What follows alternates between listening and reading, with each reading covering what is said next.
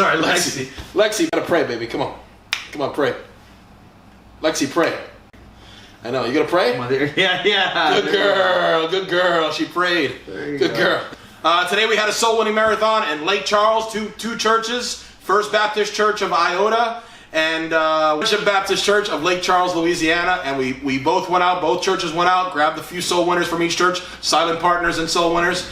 And we taught a class on soul winning before we went out. It was a really good time. And then there were 20 total soul winners. And we got 19 people saved in 2 hours. Amen, so, amen. You know, it's really wonderful to be able to do this, to go out and get people saved, and you know, hopefully more people will join us in this, and other churches will be inspired by this and want to go out and preach the gospel onto every creature.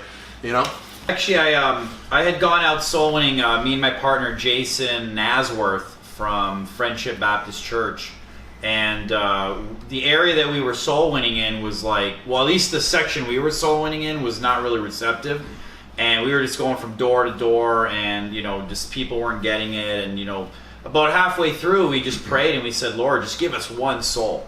You know, just give us somebody to save. Lead us to someone who's receptive. So we tried to kind of not waste any time with people that, you know, were just, you know, after the first and second admonition, we rejected them, just go on to the next door. And it's funny because when our time was up and we had to meet up with everyone, at the very last door, we ended up meeting up with this lady that was really receptive.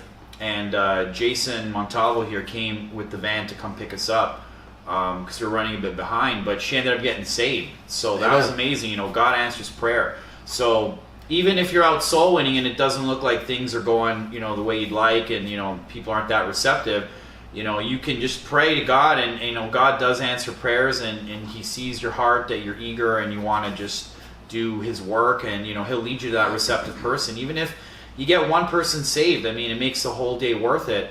Even if you don't get anyone saved, it still makes the whole day worth it, just because, you know, just like Pastor Jimenez says in his soul winning seminar, you know, sometimes you're not soul winning, you're just soul warning.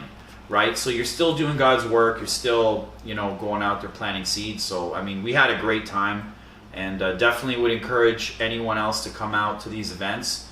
We need more laborers, definitely, but, you know, just come out, you know, check it out. Yeah. Shane? Yeah, well, today it was a great day today. Yeah, we started off by going out to the first church, First Iota Baptist, and I was able to do the Sunday school. There was a couple kids there, so I just gave them some stuff on soul winning, and they were asking questions, and I was just helping them answer the questions. And after that, I was able to give a short testimony, or it was about 15 minutes long. I addressed the church on soul winning and why we need to go soul winning. And from there, then we went to the other church, and we had our little session there, our info session, I guess. And I was the guinea pig for Jason to teach. So we did that, and then we hit the soul winning trail. Today I was blessed. I got let off at a corner that seemed to be where all the soul winning was happening. There was some kids playing basketball, so you know, the first two came up and we witnessed to them, and they got saved. And then halfway through me witnessing to them, two more kids came up and they got interested, so they started listening. And then when I said the prayer, they started praying, which kind of threw me off a little bit, because I'm like, wow, you guys didn't hear anything, but you're praying. So then after I asked them if they knew if they were saved, and they had no clue, they just chimed in on the prayer. So I ended up giving them the gospel again, and then they got saved. And then it was just like, and then in the process of doing all this, Jason had already witnessed to somebody who got saved, and he walked by and he just had like the biggest smile that on the planet. And he's like, yeah, and he's telling these kids, you got to listen to this guy. This is so awesome. And I'm like, see that smile that guy has? I'm like, you guys can have that in a few minutes. So after that, we were just witnessing as the players were coming along. And then some girls came up, and then I asked them. There was 3 girls, and I gave them the gospel. It was kind of funny because the one girl at the very end, when I said, you know, whosoever should call upon the name of the Lord will be saved, and I was getting to that scripture, and she turned around and started playing basketball. So she was like with us the whole time, and the next thing you know, she's shooting hoops, and I'm like, are you okay? And she's like, yeah, I guess she got bored. So I said, so do you believe what I'm saying here? And she goes, nah, I don't know. Right? And then, so I just continued with the other two girls that were in front of me. And then I started asking, if you died, how many times do you have to ask for salvation? I started asking, and then I guess she figured she was missing out on something. She stopped playing basketball. She turned around, and then she started paying attention again. And then she answered all the questions, and I'm like, do you believe that Jesus? Yep. And then she prayed. She got saved. So it was like the devil distracted her for like that.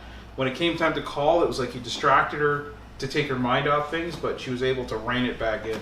Nice. So just as we got them saved, this van comes rolling down, and it was, I don't know, it was a van that just came rolling down.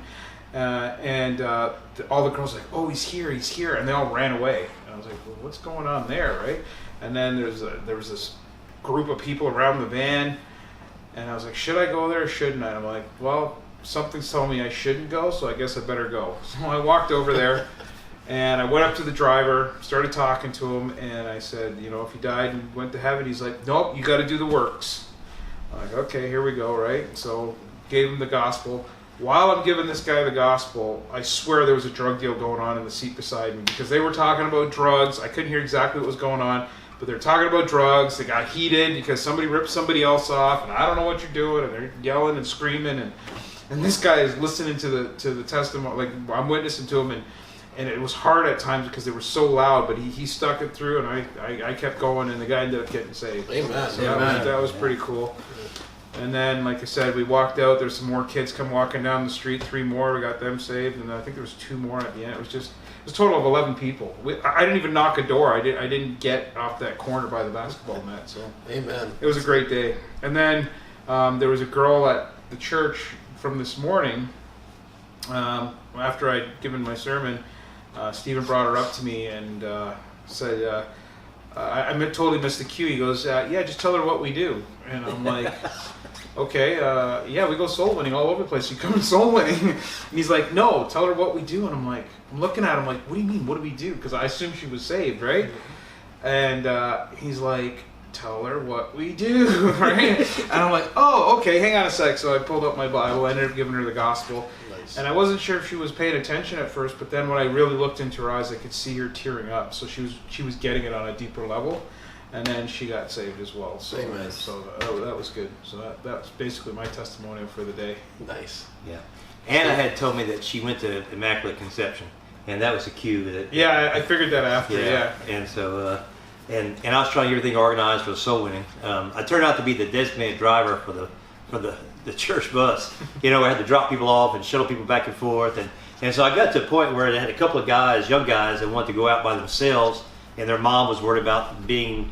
they don't want to be cramped, but the mom wanted me to smother them, and so I was trying to balance that out. And so I was kind of feel sorry for myself because I'm really looking forward to soul winning, and so I'm sitting there watching these guys go door to door, and this kid just walks out with his wheelchair, in a wheelchair, and I mean just right in front of me. So man, I grab my Bible and I jump out there, and so I start presenting the gospel to him.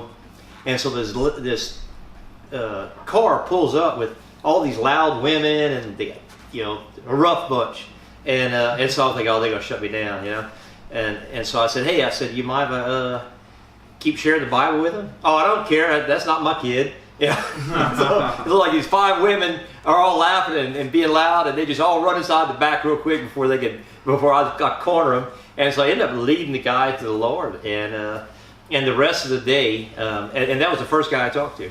But as it went that day, as long as I'd go along, it seemed like somebody would show up in the backyard or in their driveway, or they'd walk out on the porch, and I could jump out and give them the gospel. And I didn't lead anybody else to the Lord, but tuned up with some doctrine and gave out some DVDs, and I was able to like Rob said, soul warn. And I tell you, it was a really productive day for me, and I enjoyed it. And all the way home, all I could think is how much fun and chatter and what a beautiful way home. Everybody's excited and laughing and cutting up and feeling accomplished, and that's the feeling that I look forward to when I go soul winning.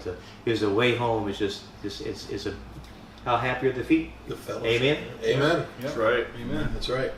All right, guys. Thanks.